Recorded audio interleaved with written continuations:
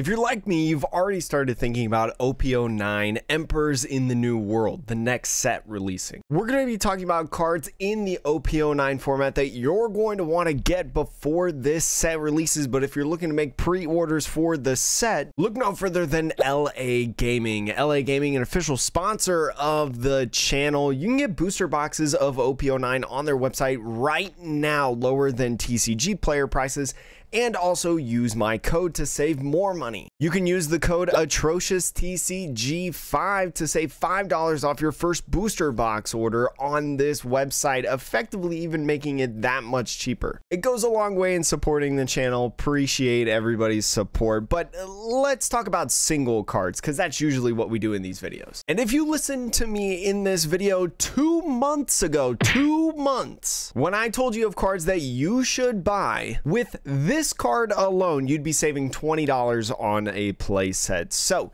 if you haven't already, make sure to like, comment, subscribe to listen to the advice, maybe help choose on what cards you need to get for future potential decks and general trends that you see in formats not yet in the West. Since I've got this guy on screen right here, we're going to start off by talking about him because I still think you should get him and the Warlords package right now. Jin Bay right now moving up like over $5 because OP09 has proved that it is a Dofi meta. It is Blue Dofi Warlords package, and this guy is front and center in that package. It's definitely an SR that you want, and you also want to get this EBO1 rare. This EBO1 rare literally went from under $1 2 months ago in the video that I posted, now to $3, right? This guy is also a cracked card. You're going to be using him for a long time, and as an EBO1 rare, right, EBO1 prices in general have been spiking up. We talked about that in that video 2 months ago when I talked about buying Cavendish.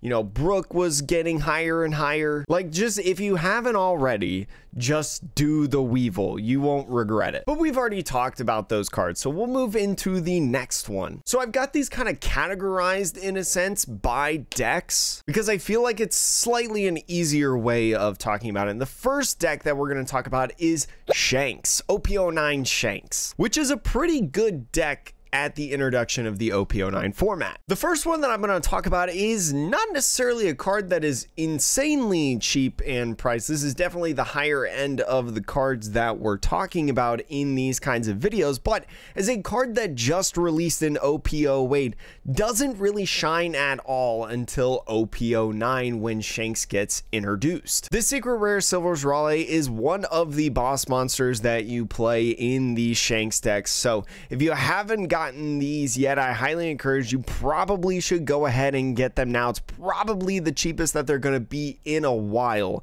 I would have to take a guess. They were actually cheaper, I think, before and have slowly kind of started to go up a little bit, right, in the last couple weeks, started trending back upward, and I think it's just going to continue, especially as we keep seeing more OP09 events, more OP09 lists. Some other boss monsters that you're going to want to grab for that Shanks deck is this 10-drop Shanks right here. This is an easy inclusion like I was talking about, and like I do usually for videos where these are $1 cards that you can buy right now. Get your playset of these $1 cards, right? For $4, get a play set before they jump up to like $3, $4, right? Effectively saving you like 10 bucks. It's just smart strategy in general, and this Shanks is one of the different options in the deck, especially as a searchable card in the Shanks engine, and definitely like a strong character, right? KOing something with 10,000 power less is pretty nice. Monkey Day Dragon is another one on that list, and you saw it kind of spike up a little bit here once OP09 kind of released. It pretty much doubled in price and kind of trickling a little bit back down, but I still think, you know, you don't have one of these play sets, just go ahead and do it. It's a pretty good card, and especially with Zoro, for anybody that loves running around with Zoro, this is another inclusion that you can put in that deck to make that deck all the more viable. One of the all-time favorites, I think, especially in its new version of the Zoro. And then also like the alternate art. I usually don't talk about alternate arts, but this is Akira Agawa, one of my favorite illustrators, the same person that illustrated the Silver Raleigh's card as well. This is a cracked alternate art. I absolutely love this. Anyways, anyways, let's move on to other cards. Now, this one is really interesting. Gordon. Gordon, as you all know, was like a $50 card at one point during Red Purple Law's reign. It is now something that you can buy for $3.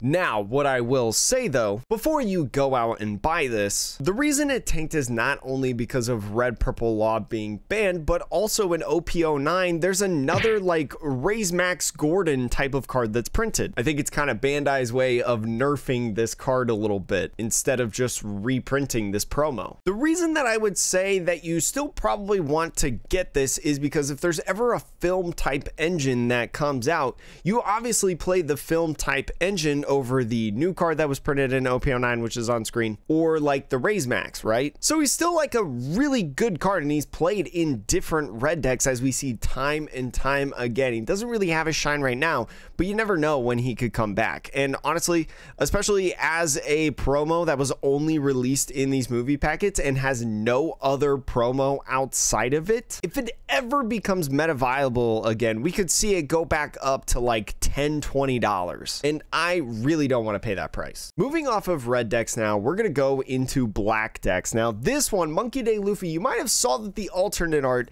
has jumped up in price. The alternate art of this card now like over 30 bucks, right? And I don't think that it's necessarily the craziest buyout. This card you can still get for about $3 essentially, and has been starting to creep up since we got news and some leaks of OP10, right? Basically being a Dressrosa set. We've already seen some reveals on some black Dressrosa cards, and I even watched a video today showing you on screen of the matchup of Rebecca with some of these OP10 cards versus Bonnie. So like you might want to snag them because an average of 23 are being sold every single day on TCG Player. Now, Kaku, this guy's a little interesting. The CP9 engine, we've found out through One Piece, right, that even after the ban, Rob Lucci is still a good deck. It is still a viable deck that you can play, and although out here in the West, Kaku is kind of faded away from most all lists, I've actually seen this card appear in a couple different lists in Japan, in OP09, or even other Asian countries that have the Four Emperors set. I'm not going to sit here and say this card is going to be the craziest thing for black decks. It'll be very similar to how you felt about him in Rob Lucci decks prior to the ban. I just want to report that this guy is starting to appear in OP09 decks again, and you can literally get a playset for $2. Honestly, a pretty darn good price. Now, this Sajji right here in this deck, I definitely think that you still want to be able to get these if you never played Red Purple Law or anything like that. Not only is Purple Luffy collecting a little bit of steam in the West in this OP08 format, it's also considered a top 3 deck in OP09. It's literally like one of the only decks that can compete with Doflamingo, right, and beat it semi-consistently. At least that's what I've been told through online and stuff. Especially with the starter decks that are going to be coming out here in the near future, this Sajji is an excellent 2K counter, and with a crazy ability too, you definitely want this card in your deck with a playset, so make sure that you get those as well. Speaking of some other purple cards that I'm seeing in a lot of Luffy lists in Japan, and even right now, this Eustace Captain Kid blocker, the 5-drop blocker,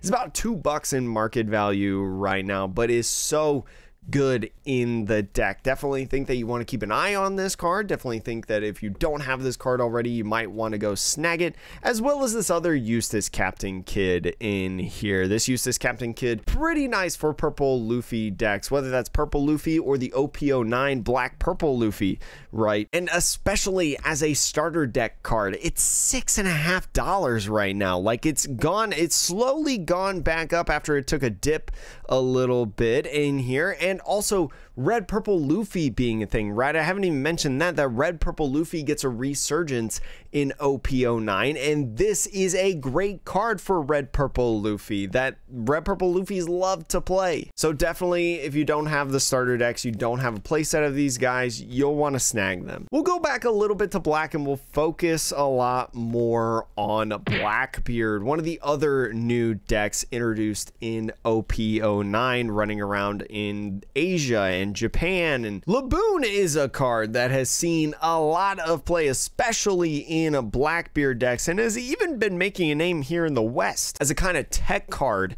in stuff, I think like starter deck Luffy, I believe it's being played in. It's been slowly going up in price as the Italians popularized starter deck Luffy, and also OP09 giving it popularity in decks like Blackbeard. So especially, again, it's an EBO1 card. I'm telling you all, with these EBO1 cards, they just keep going up, up, up. I literally bought these like right before OP08 came out, and I feel really good about it because I saved probably, what is that, about like 10 bucks already. I'm also going to talk about Kaido. So Kaido is something that we've started to see in Rob Lucci decks, right? Something that people are putting as like a 2 of or something like that, is seeing actual play in different decks, not only from Rob Lucci, but also I think Blackbeard has played this card a little bit. This effect can be so strong, right? Being able to activate whenever you want, right? Especially in Blackbeard decks when you don't have any on-play abilities. This Kaido works perfectly in that deck because you can use that activate main